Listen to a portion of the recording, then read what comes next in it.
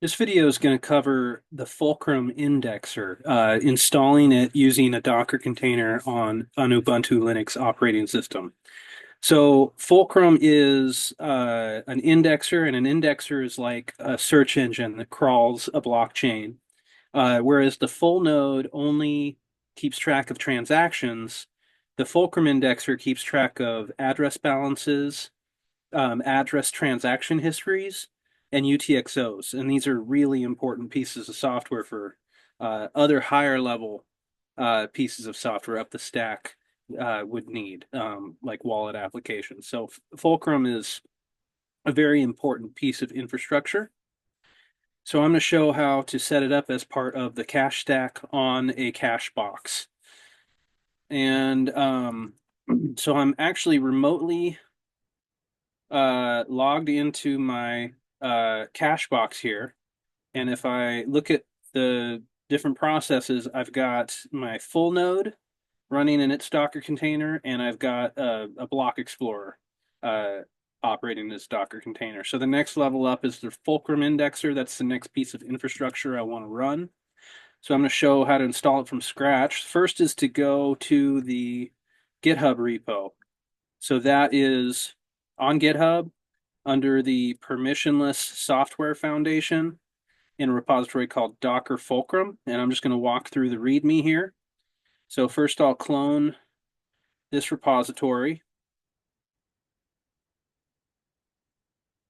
So this is a Raspberry Pi 5 that I'm interacting with as my cache box. And while that's cloning, I'm going to walk through these steps. So we'll create a blockchain directory, and that's where the Fulcrum database will live. And then there's two flavors of Fulcrum, one for x86 AMD 64 architectures, which is like a normal desktop and a normal laptop. And then there's the ARM 64 architecture for Raspberry Pis. Okay, I've cloned it. I'm going to make a blockchain directory. Actually, I'm going to show what it's, if you forget this step, I'm going to show what you get if you don't have it. So I'm going to pretend I missed that step. I'm going to go into mainnet, and you see there's two different directories for architecture. So I'm on the Raspberry Pi, so I'm going to do the RPi ARM64. Uh, so I would normally edit the mainnet.conf file, which has the settings for how Fulcrum should talk to your full node. And I'm using the Docker container that's put together by the PSF, and it has a default username of Bitcoin and password of password for the RPC interface. It's on the Docker network, and it's at these 8332. So all these defaults will automatically work if you use the BCHN Docker container that we recommend for the cache box and cache stack. So I don't need to edit the mainnet.conf file. I also don't need to edit this Docker compose file, which the important thing in this file is this line right here, the volume. This is just telling it where to find the directory to store the Fulcrum database in. It's that blockchain folder. And with that, I want to create a directory called certs. So there's my new directory. I'm going to go into that directory, and then I'm going to follow these instructions in order to create a self-signed SSL certificate. So I've already done these three. I've installed OpenSSL, so I can just run this, and it's going to ask for a passphrase. I just use test, T-E-S-T. It's not going to matter. You're not going to need this here in a second. So I'm just copying and pasting, and I'm just using a simple password there. It doesn't matter because you ultimately don't use it. And then again, it's going to question you here. I just hit enter to accept all the defaults.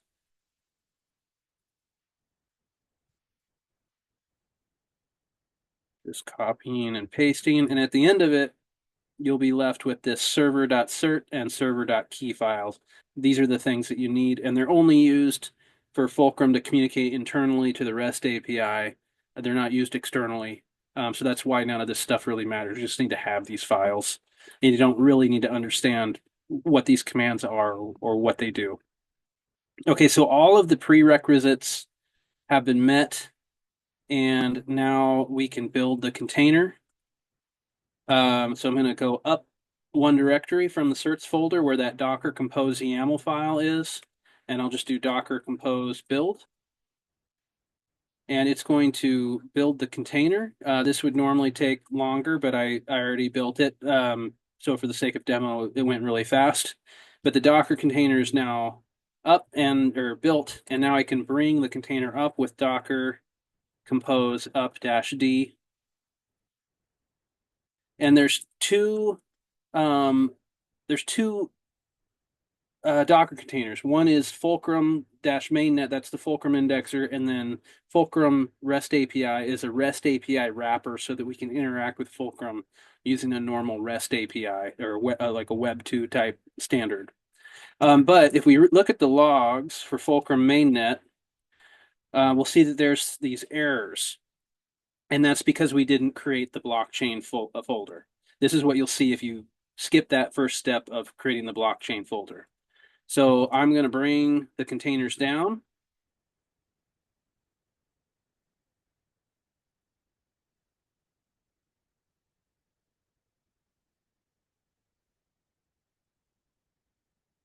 There we go. And I'm going to go back up there and I'm going to remove the folder that Docker created that has the improper permissions.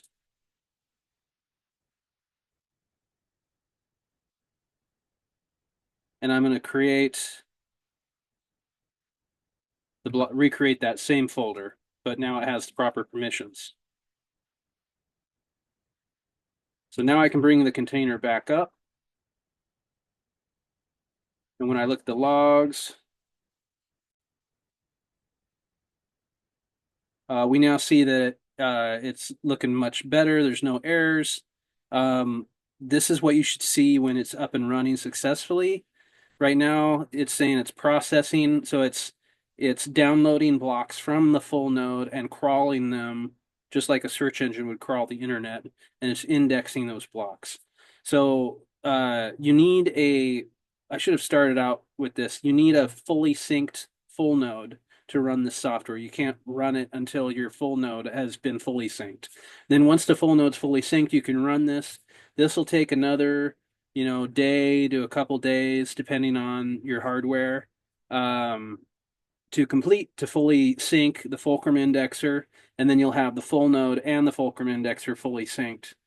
And those are the first two major pieces of infrastructure for the cache stack.